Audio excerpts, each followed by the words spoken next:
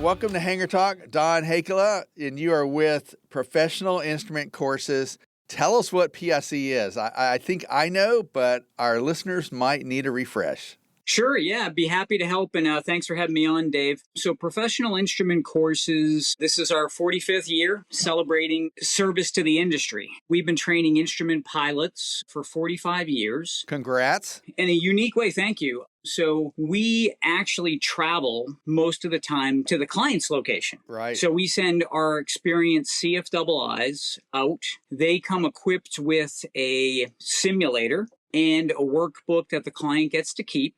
And we conduct, it's a combination of ground school, simulator time, and actual flight time. And we have two different courses. We have our full 10-day course, and those are for clients that have little to no instrument time. Okay. They just kind of got their private pilot and they want to use more utility of the airplane or insurance reasons. That happens a lot these days. Absolutely. If you bought an airplane that's new to you, the insurance company wants to know that you are fit to go. They might want an instrument rating. Absolutely. Yeah, we see that a lot, particularly in anything that's complex or high performance. Okay. The rates are usually higher if you're not instrument rated. Okay. And then most people who take who pass their private pilot, they only have a minimum of hours under the hood or simulated or actual instrument, but just a handful. Correct. What they need coming into for their private pilot is just 3 hours. So we have trained clients that have had as little as 3 hours for sure. And then we've had other clients that come in and they've put in, kind of like yourself, that has put in significant training time and never, was able to attain the rating. So we offer a modified course there, and we call that our IFR finish-up course. Okay. So we come in and we don't just fill the gaps. We kind of go through and make sure that you're up to speed with everything in the ACS, so that way you're not tripped up on the check ride by something you may have done 5 or 6 years ago. So it's a very thorough course, but it usually ranges anywhere from 3 to 7 days, the finish up does. And that also is the instructor coming to the pilot. Correct. Yeah. I mean, I would say in 90% of the cases, we're traveling to the client's location, to the pilot. Let me interrupt you real quick and just to ask, there's got to be more than one instructor. I mean, you're running the show. How many instructors do you have now? We've got about 22 instructors on staff. Okay. Some guys are doing this, legitimately like 15, 20 days out of the month. And then we have other instructors that are being like, hey, I'd like to do one assignment a month. So we've got a fair mix, and they come from different backgrounds of flying. We've got some retired airline guys. We've got retired military, charter. But these guys, as I like to put it, they either have some gray hair or they have no hair. Gotcha, man. These are experienced guys that are coming into this. We have 3 instructors on staff that have been with us for over 20 years. Oh, man, that's longevity. Yeah.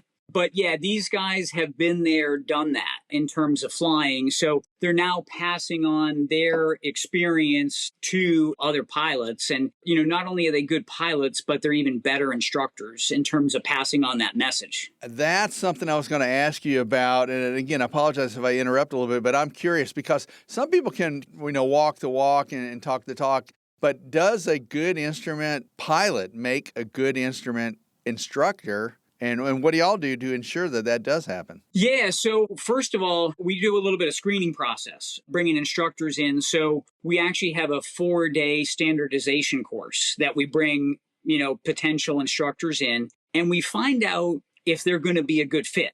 Because you can have somebody, and no offense to freight dogs, but you could have somebody that's got 20,000 hours of total flight time and has, 100 hours of dual given, and they've never really used their CFII.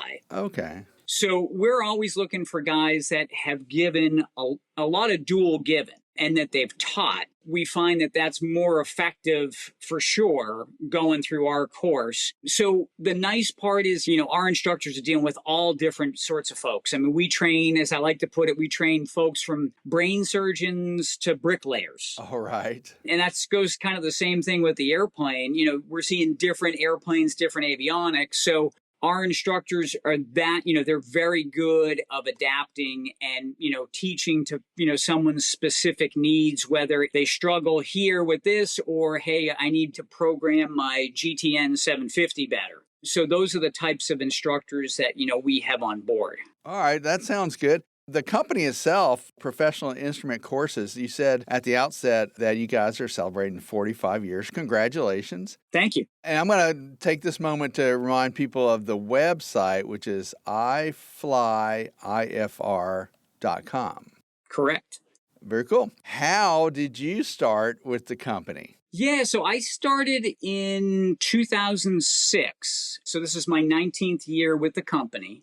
I was with another aviation company. Wasn't really doing much on the flying end. It was all flight ops. And I was reading Trader Plane one day, and I saw an ad for Professional Instrument Courses. They were looking for a sales position. So I was like, well, this could be a good, foot in the door.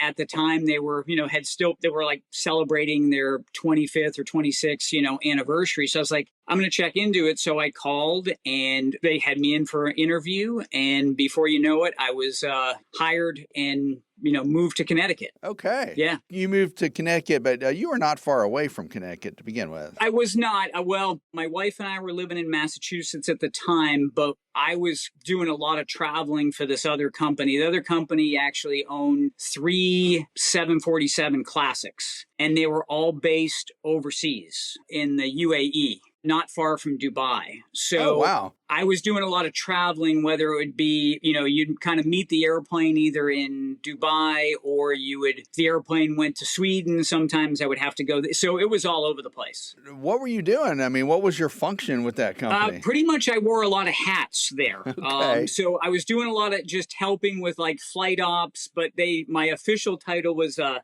technical manager. The company was a good company. They were good guys, but they were always operating on a shoestring budget. So everybody wore a lot of different hats. Okay, sure. Small company, but had to have a couple of bucks to have 3 747s. But yeah, it was a great experience for sure. But, I could kind of see a little bit of the writing on the wall and being like, I mean, I think after I left, I think they may have flown like one more year after that. All right, so you got yourself into the fold, I would say, and that was about, what year was that, approximately? That was 2006. 2006. Yep. And then, coincidentally, our paths crossed back then, and you were a brand new instructor with PIC, and I was in Atlanta, and you reminded me of this, and I thought that I'd heard of the company before, and so what happened? Yeah, so I remember getting an inquiry sheet, and I looked it up because I remember seeing, obviously we got in touch, and I saw the name. I was like, that name looks familiar. Uh-huh. And we keep pretty good records here at PIC, so I looked at it, and I was like, wow. I was like, Dave Toulis owned a Mooney, and I had personally called and talked to you. It was like August of 2006. That's right, man. That's right. And I ended the comments on there was like, it's a maybe. Uh-huh. Because you were kind of in between, like you weren't sure if if you really wanted to pursue the rating or not. Well, there you go. Our paths crossed, and now they're crossing 20 years later. I think that's very cool. Exactly. All right, so now the whole industry went through a little bit of a trouble and a little bit of an upheaval during COVID. Yes. No exception here at AOPA. A lot of our work was remote. How did PIC adapt at that point, and what happened chronologically that was of significance at the company? Sure. Yeah. So COVID was, very interesting for us because Tom Seymour took over the company and there was a little bit of upheaval in 2009, obviously, with the real estate crash, et cetera. So right. He came on and took over as president. He brought me on as vice president. And so Tom and I were pretty much running the company through, 2020. Okay. That was Tom's 40th year being at PIC, or 39. And he wasn't looking to get out, but I think COVID was a solution, kind of being like, we had already decided within a year that I was going to replace him as president. Okay. And we were going to bring somebody else on. But yeah, chronologically wise, COVID hits. We had hired a local instructor to kind of take over the ops. His name's John Lampson. He's a local CFII that's, 10,000 hour pilot, highly experienced. That's great. So John gets hired, and within a month, Tom decides, I'm out. I'm retiring. Well, he had been there though, for decades. Yeah. Oh, 100%. 100%. Yeah. I mean, and it was, we were all operating, remotely at the time. But, the reverse with COVID for us, I mean, it was actually busy. We found that too. A lot of folks went back into aviation. Yeah. Number one, you could not fly on a commercial airliner anyway at a lot of places. Sure. And then a lot of people had an interest in aviation and they had put it on the back burner and they figure, oh, this is a pretty good time for that.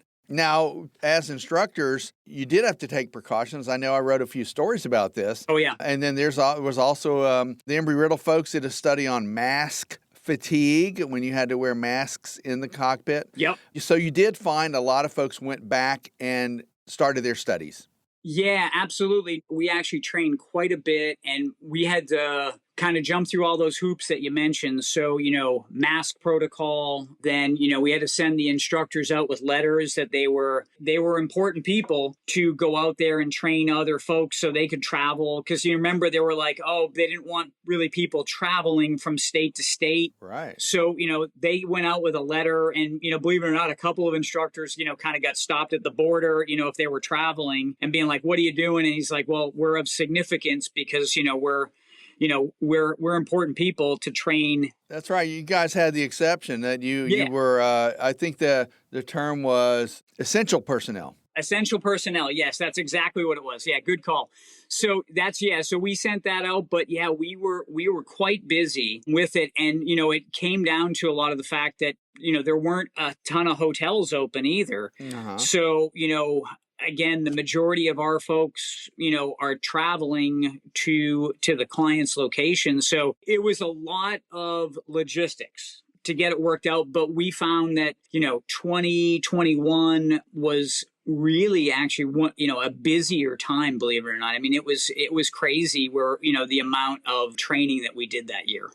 How many students do you think professional instrument courses has seen come through the turnstiles? 10,000 maybe. Again, we train hundreds of pilots each year. Okay. So, we're averaging, I would say, about 100 instrument ratings per year. Times 45 years. Yeah. And again, back in the mid 90s when we had 60 instructors at that point. Okay. That was crazy. I mean, so they were training, probably 500 instrument rated pilots a year. And then obviously, the pie gets a little smaller because people see, kind of what we're doing. Yeah. And, it's like, hey, I can do that. Yeah. And, so, the 90s were really good. And then 9/11 happened. And, right. GA kind of suffered a bit from that. So things started to get, a little smaller. But, we've still been very busy, very active in doing what we do. So professional instrument courses, I guess the slang for that is that you guys are the OG, the old guard. We are. Yeah, we are the pioneers for sure, particularly doing what we do. There are other fine schools out there, but most of the time it's,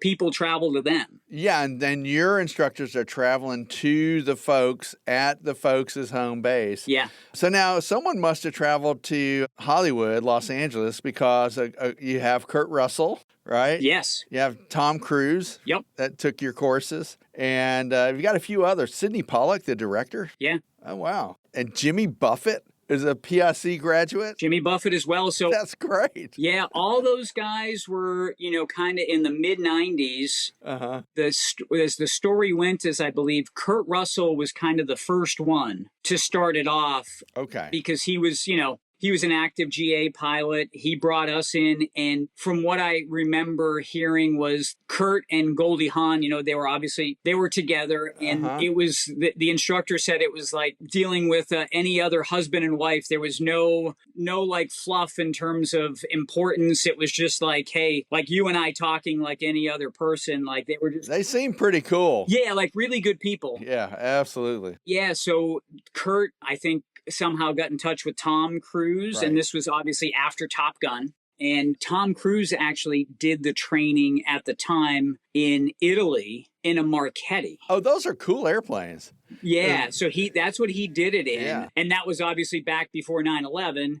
So, you could do that. There was actually a designated pilot examiner in Europe. So, we sent an instructor over there to do it. So we had him, and then Sidney Pollack, Jimmy Buffett. Athletes, we've had Mark Martin. Yeah, I was going to ask you about athletes. The NASCAR drivers for a long while flew themselves. Yes. And that was to enable them to get from race to race a lot quicker. A lot of golfers did that too. Mark Martin was a key racer. I cover a little bit of NASCAR when I'm not at AOPA, do some photography and photo editing. Mm-hmm. I would say maybe for 10 years, the NASCAR world really traveled themselves to race. Now, they now are more or less in 18-wheelers, and they camp out very close to where they compete, so they can just wake up and roll out of the RV and go to the track. That it was quite different back in, I guess, the 90s and the early 2000s. Yeah, I believe Mark, after he got his instrument rating, went shortly on to, multi-engine, then went into a jet. I think he,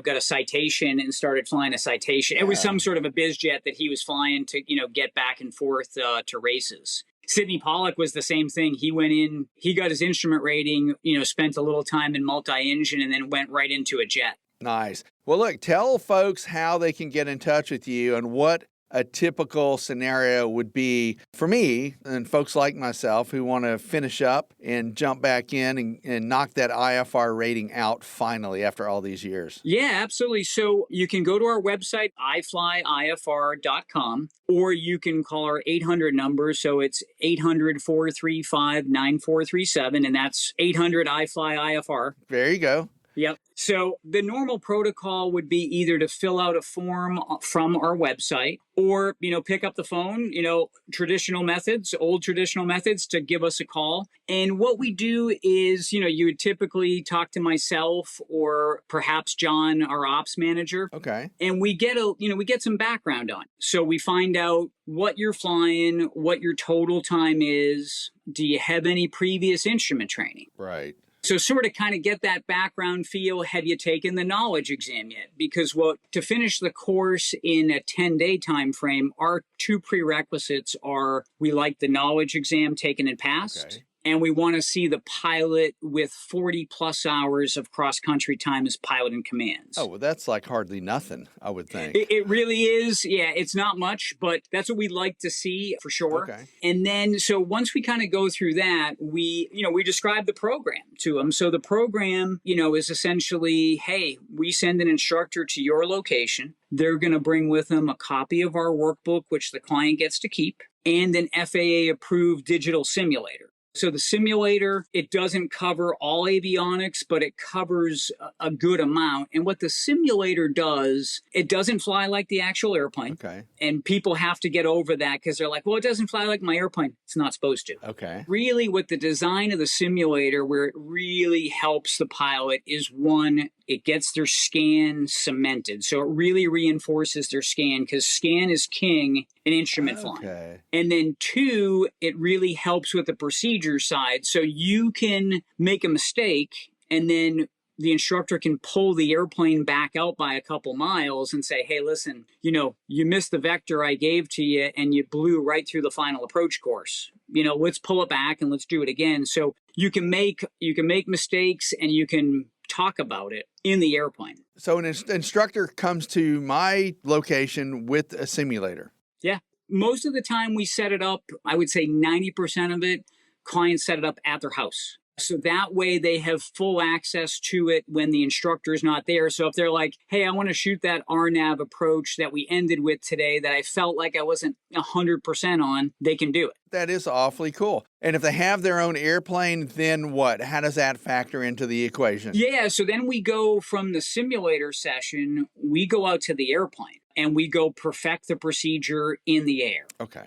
So, whether you're working on holds that day or you're working on approaches, it's a combination of ground school, simulator time, and actual flight time. Do they have to have an airplane to do this? They don't. We actually do have some instructors that either have access or own training aircraft. Okay. So that is an option with us where they don't have to own, but I would say 85% of our clients are owners Okay. that do this. Okay. Or they're in a club. They're in, some sort of a club for sure. Where they do have access. Yes. But one way or the other, they're going to get time in an actual aircraft as part of the PIC. 100%. Yeah, you have to, obviously, because you need the 40 hours of simulated instrument time. Okay. So typically 10 hours are in the sim. So that sim's good for 10 hours. Okay.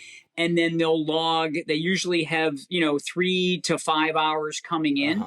And sometimes more, as we know. Okay. Then they're going to log, roughly about 27 hours of flight time to accumulate the 40. So our clients standard are usually taking the check ride within 40 to 42 hours of instrument time logged. Okay. So about 25 hours of actual instrument flying with an instructor in a real airplane. Yes. Yep. Okay. Yeah. 25 to 27 is the number that we typically are looking at. Wow. You got to nail down pretty good if it's 25 to 27. That's great. Yes. All right. So let's pivot a little bit to some of your personal flying. So you went through the ranks of the program. You started as a private pilot. You got your instrument rating. You moved up. You got your multi-engine. I'm guessing you got your CFII as well. Yeah, so I actually, interestingly enough, I get to PIC. I'm not instrument rated, not doing, a lot of flying, but I'm like, I have the simulator because the part of the prerequisite for the PIC basically was to have a job here was you had to have a private pilot's license. So I fit that bill, but they really would have liked, like, hey, you got to get an instrument rating because this, we're teaching instrument. Yeah, it doesn't look right. Yeah.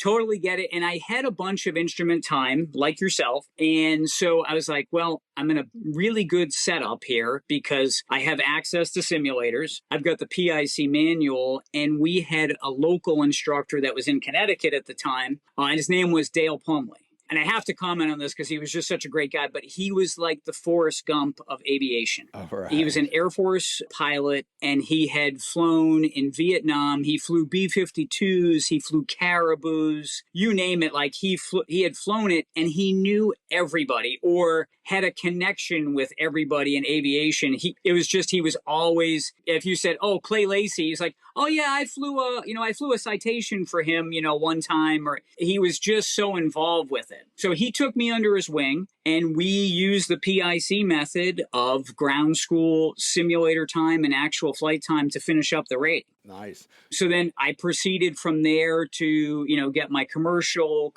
multi-engine instrument. And then, we had a client who was recommended to us. He was trying to get a couple of his pilots to finish up their instrument rating. They had their commercial restricted. And this gentleman's name was Chris Clucune, and he was the owner of Avwatch. Okay. And Chris, we finished up his couple pilots, and he always said, hey, if you're ever interested, in doing some flying, let me know. So I had called him and I said, hey, do you have any part-time work? And he said, hey, listen, we're flying Cessna Skymasters for marine mammal surveys, and that would be a good gig. Like, hey, you want to come up and give it a try. Yeah, that would be fun. And the only caveat to that was, well, before you do that, you got to go to Dunker school. Yeah, well, you're flying over the ocean. You better know how to egress. I had to go to Dunker school at Survival Systems in Groton. And that was an experience. Certainly, you tend to learn how to remain cool under pressure, for sure. You can really get anxiety and get nervous doing that type of stuff where you're under the water. And upside down, and it's dark. Upside down, but the staff there does a great job. I've been through it actually 2 times now. Okay. And I won't say it gets easier each time you do it. That's not the case. But you know how to do it. You hope you never have to use that skill. Exactly. Yeah, there are certain things, but just the training itself, if you ever have a chance to do it, I would highly recommend it. Well, how rewarding is flying for these marine mammal surveys? I mean, what is that like? Yeah, it's a very cool gig. The company that we fly for or contract us, they're called Center of Coastal Studies, is what we do the majority for. And their focus is the right whales. Okay. And the right whales are extinct almost. There's only like 365 of these. Oh, man. And the Center of Coastal Studies is so passionate about this program, they can actually identify these right whales with, a camera through binoculars, and they have names and all, they have names or numbers. So they can individually identify the characters. They can spot, it's amazing how they can spot this stuff. And now we're looking at it from 1,000 feet, because we're 1,000 feet, 100 knots. And I'm just kind of like, well, I can see a right whale, but that's, it's all I can see. Yeah. But they're with binos, and they're taking photos of it, and it's amazing what they can pick up on and see. Do you fly a grid or a certain kind of a pattern? Yeah, usually the surveys are set up, and it is kind of a grid-like pattern. So I would say 70% of the ones we do usually are Cape Cod Bay. The right whales love Cape Cod Bay during the winter time and early spring because it's a huge feeding ground for them. So we do a ton of work off of Cape Cod, Mass Bay, Eastern Outer Shores. That's where the majority of those surveys take place. Okay. And you and I talked the other day, and I mentioned that I thought that company also did some work down around Georgia, because I'm from Atlanta. They do, yeah. So the company now is Nimbus Aerial Solutions that is doing it. Okay. AvWatch got sold during COVID to Technology Service Corporation, and then it kind of morphed where Technology Service Corporation said, well, we no longer want to do marine mammal survey. So a pilot from, at the time at Technology Service Corporation, decided, hey, I'm going to take over the marine mammal surveys. So they follow the whales south. I guess they start out where it's cold up in the northeast, and they'll make their way south. That's correct. Yeah. So right now, a majority of them are up in Canada, Bay of Fundy, Gulf of Maine. Like, they go quite a ways up, and then they start working their way down in the fall time frame towards the warmer waters, and that's kind of their breeding ground. So they'll go Florida, Georgia, South Carolina, North Carolina, Virginia as well. And then we start seeing them migrate up in this area towards the end of the fall. So usually, if we're lucky, we'll spot one in maybe December, and then it starts to get really busy January, February, March, and then come about mid-May, they leave. They're gone. And they're going north at that point. Gotcha. That's got to feel good to take some of that aviation knowledge and give back to the greater community. 100%. Yeah, no, it's a lot of fun doing it. And believe it or not, most of the time, it's an all-visual gig. We only fly in VFR. I was going to guess that. But you are actually using your instrument skills, because you are essentially following a grid. Okay. You're trying to keep it at 1,000 feet and 100 knots, so you're constantly scanning. You got that scan going as if you're on instruments, but it's a visual gig. It's a visual, Understood. yeah. Okay. I mean, what they're essentially doing, as soon as they spot a whale, all the photos are done from the left side of the airplane. So, we'll be turning left. So it's kind of like NASCAR. Okay. Yeah, you're right. You're always going left. Yeah. Pretty cool gig. Giving back to the greater aviation community, that's awesome. And giving back to pilots like myself, longtime instrument students that might need to knock this out with professional instrument courses. And you guys have a great history. Sort of wrapping up, 45 years in the business. You've been at the helm for about 5 years now? 5 years. Yeah, 5 years now. And what's next on the horizon for the PIC courses? What do you have going on? Well, we're continuing to do what we've done for 45 years is, primarily training instrument pilots. So training folks to get their initial instrument rating, or we're keeping them proficient and current with our IFR refresher course. So we do a lot of pilots to, they're, maybe a year or two out of instrument currency and they haven't flown. Or when basic med came in, we had a lot of folks that hadn't flown instruments in a while. Gotcha. And, we started training folks there because they didn't think that they were going to get a chance to fly again.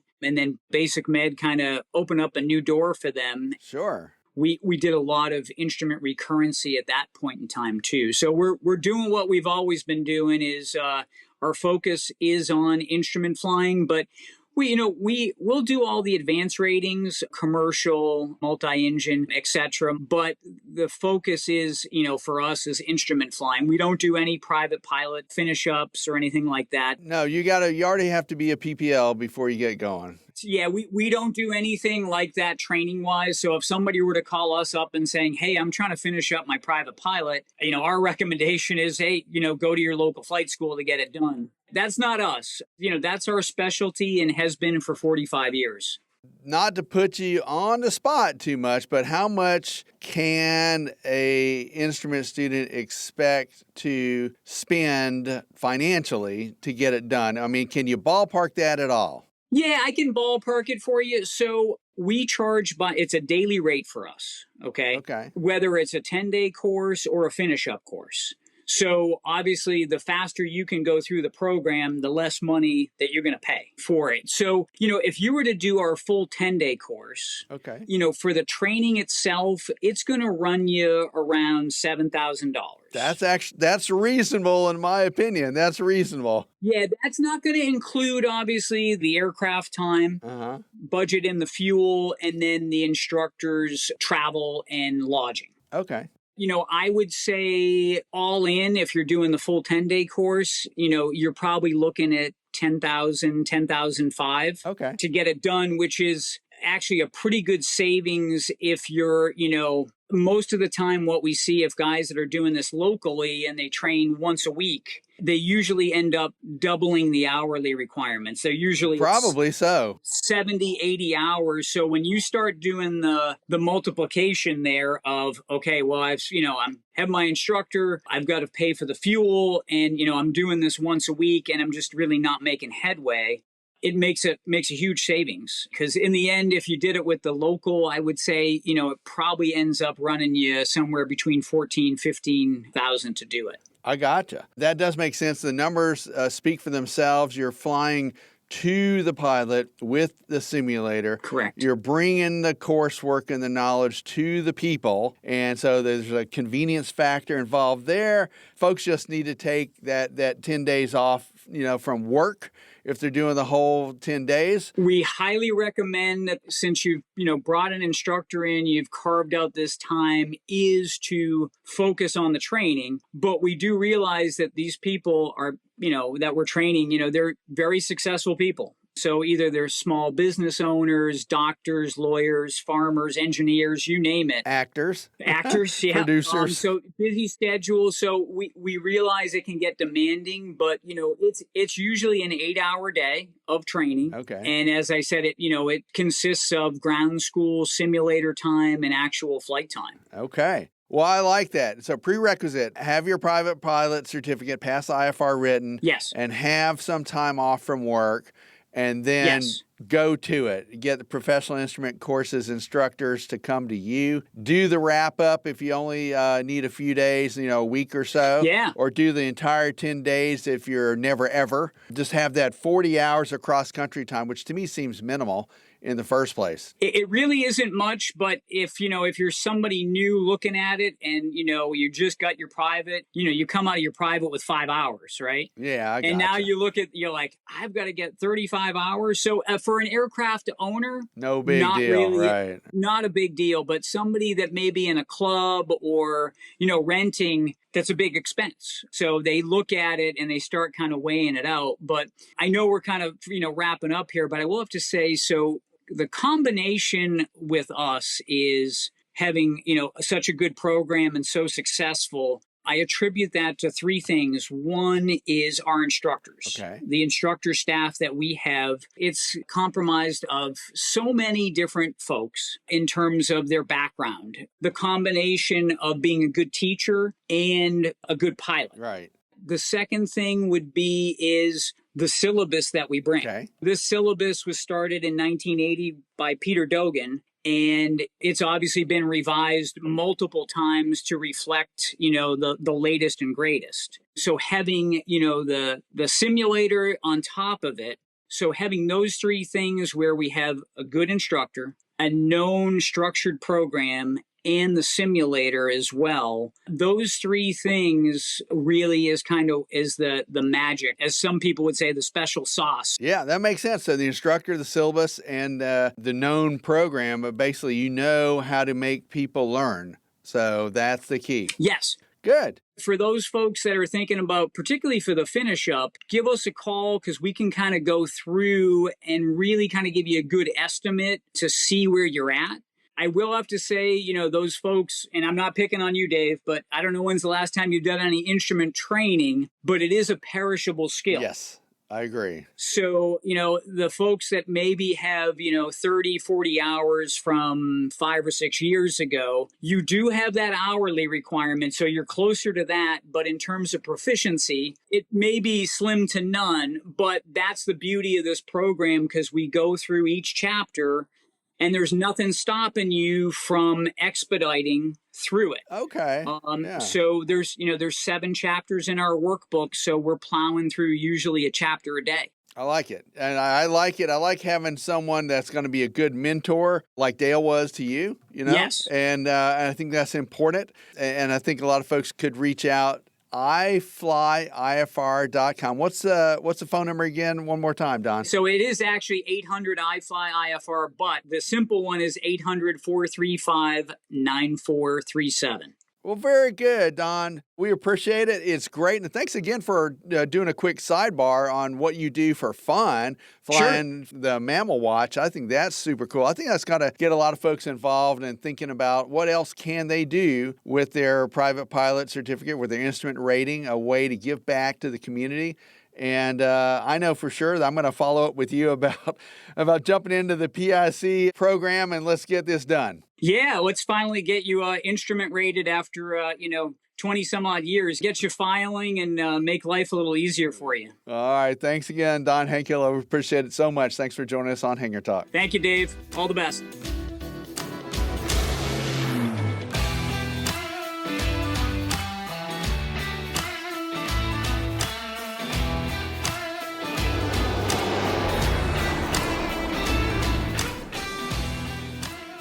All right, so Jay, it was good to hear from Don. It was real interesting that he and I made that connection from about 20 years ago. That's awesome. It is. And, in my case, I've been a long time instrument student, and I really think that finish up option might be really interesting for me to kind of, knock out that long delayed rating. Definitely. I hope to knock that off the list this year. Also, I am still doing my commercial studies about once a week. We have a study group, which is a great way for other people to study. I just might mention, have other colleagues and people that are interested, cheer you on, ask them questions, go over some of the results. But have an instructor come to you, I think that's a great way to go. Oh, totally. I've got a friend, he finished up his instrument rating, but where I live in Austin, he had to go up to Dallas for a while, and being away from his young family, he's got a young son, that could be tough. It is. It could be, especially for folks who have a family and a young growing family, such as yourself. All right, well, that's all the time we have today. Our audio engineer is Austin Hansen. And don't forget, you can find us at aopa.org/Hangar Talk or wherever you get your podcasts. See you next time, David. All right, see you then, Jay. Thanks. Hangar Talk from AOPA, your freedom to fly.